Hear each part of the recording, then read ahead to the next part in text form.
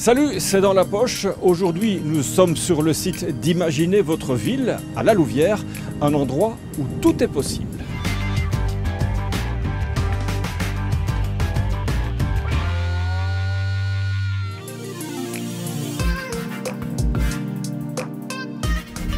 Mais ici, on est un petit peu comme dans l'histoire des trois petits cochons. On construit des maisons en paille, en bois et en terre crue. Pierre, papier, ciseaux. Ah, vous êtes du pôle de la pierre, qu'est-ce que vous faites ici? Oui, le pôle de la pierre, c'est un centre de formation au métier de la pierre et avec l'UMONS, on organise donc ce workshop terre et pierre. Cet atelier, c'est un peu le choc des cultures. Face à la strada, le chantier de la modernité, on se croirait revenu à l'Antiquité. Et si c'était plutôt l'inverse? L'idée ici, c'est d'essayer d'innover avec des techniques anciennes, donc terre crue et assemblage pierre sèche, pour une architecture contemporaine et l'utilisation donc de matériaux plus écologiques. L'avantage de la terre crue, c'est qu'elle se trouve juste sous nos pieds. Les terres d'excavation qu'on peut avoir pour n'importe quel chantier, on peut les retravailler pour construire avec. Mais la brique crue a son prédateur, redoutable, la pluie. Et donc là, l'idée, c'est d'avoir une face en pierre qui protégerait de cette pluie battante, et puis que la pierre qui, elle, par contre, thermiquement est assez faible, de profiter de l'inertie thermique de la terre. Bref, c'est écologique, c'est économique. Oui, c'est de la terre qui vient du site, c'est du gravier très commun, du gravier de drainage, et ce sont des pierres qui peuvent être des pierres tout à fait de récupération, ou des choses qui ne sont pas utilisables pour la vente. Et c'est aussi durable. On a un patrimoine terre crue donc, qui est un peu en déliquescence aujourd'hui, hein, qui est difficile à entretenir justement pour ça, parce que c'est méconnu, mais ça existe depuis des centaines d'années, et donc ça tient. Et ça revient même à la mode. En Anvers, par exemple, il y a une école avec des briques de terre crue. Et maintenant, on met la main à la pâte. Ici, en fait, on va utiliser une technique pisée. Alors là, on a besoin de coffrage. On va faire un mélange avec le bon montant d'argile, de gravier et de sable. Et on va, comme les gens ici sont en train de faire, vraiment damer la terre dans le coffrage et après décoffrer. Ah bah alors, ça s'améliore. C'est mieux, c'est mieux. Il y en a qui essaient rien qu'avec de la terre, d'autres y mettent des cailloux. Vous utilisez la paille, pourquoi?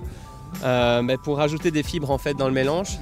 En principe, quand on va avoir tassé, ça va solidifier et permettre de mettre plus de force sur le mur. Bon, finalement, la brique crue, c'est un peu comme faire des pâtés sur la plage, un jeu d'enfant.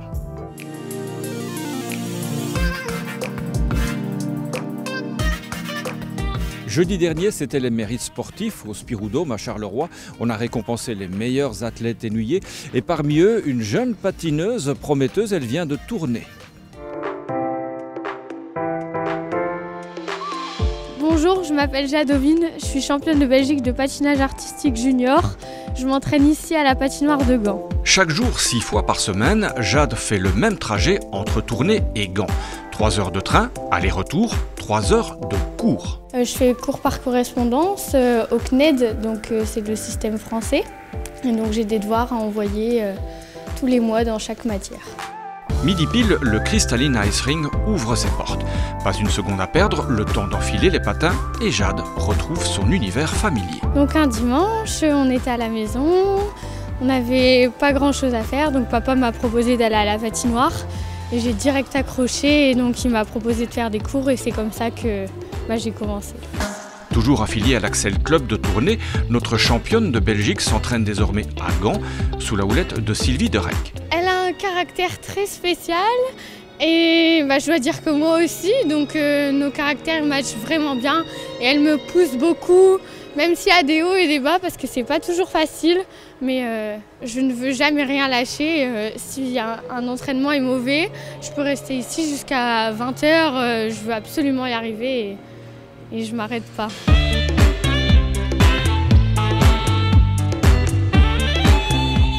Qu'est-ce qu'elle doit encore travailler maintenant?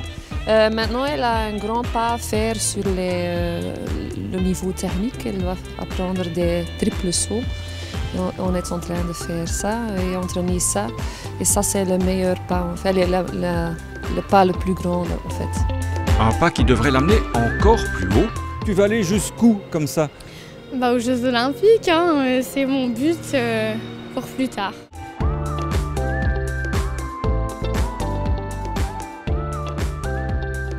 Plus tard, c'est déjà en 2022, mais pas question de brûler les étapes. Le réchauffement climatique, ça ne te fait pas peur? Ah non, ça va. Quand on s'entraîne, on a chaud, donc ça va. À 15 ans, la petite perle du patinage ennuyé garde la tête froide et les pieds solidement rivés à la glace.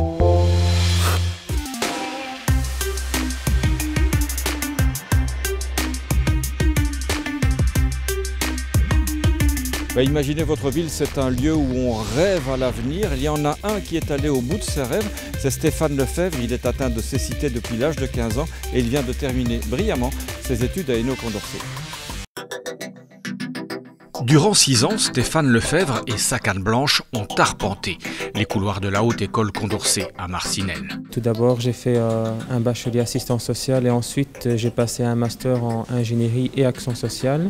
Et maintenant, je m'en vais peut-être vers un doctorat en psychologie et en sciences de l'éducation à l'université de Mons. Cette réussite, Stéphane la partage avec 3 personnes. Sa maman Rosina. Je dis écoute, tu fonces et je sais que tu arriveras. Moi j'ai confiance en lui. Anne Lambert, son accompagnatrice. J'ai commencé à travailler avec Stéphane quand il était en 3e secondaire et je l'ai accompagné jusqu'à ce qu'il ait son diplôme en ingénierie sociale. Et Nathalie Van Zeveren, la responsable du SAPEPS. Alors on apporte de l'aide au niveau du projet pédagogique de l'étudiant. C'est une aide individualisée, c'est-à-dire qu'on part des besoins de l'étudiant. Donc les aides peuvent être diverses. Ça va pour le suivi des cours, l'adaptation des syllabus, la mise en place d'un accompagnement pédagogique, l'aménagement des conditions de passation des examens. Stéphane a également bénéficié de l'aide à distance du centre de transcription des Amis des aveugles à Glin. Ici, je suis occupée à adapter un cours de droit pour un étudiant non-voyant. Donc, à savoir que nous adaptons tout informatiquement. Donc, ce sont des fichiers qui vont être lisibles par l'étudiant sur une barrette braille. Alors, comment ça s'est passé cette proclamation? La directrice a demandé de fermer la porte. Et puis, il y a les lampes qui se sont fermées. Je l'ai su parce qu'elle a dit, ne vous inquiétez pas, il n'y a pas une coupure de courant. Et suite à ça, la directrice, elle a dit, on a fermé les lampes parce que c'est pour se mettre dans la situation dans laquelle un de nos étudiants est resté pendant tout le long de ses études ici à Condorcet à Marcinelle. Oui, une très belle image. Évidemment, la trajectoire n'a pas toujours été linéaire. On a passé des étapes ensemble, des étapes où le moral était un peu plus bas. Et puis oui, j'ai aussi l'impression d'avoir un rôle de coach. Mais tous ensemble, ils ont combattu les ténèbres. Il faut croire à ses rêves, ses savoirs, ses compétences, ses connaissances. Et triompher de certains préjugés. C'est tout à fait normal, je pense que le handicap peut faire peur. Des projets comme celui de Stéphane viennent un peu bouleverser les mœurs, mais changer de manière positive aussi le regard que peuvent avoir les enseignants sur l'inclusion d'un étudiant à besoins spécifiques.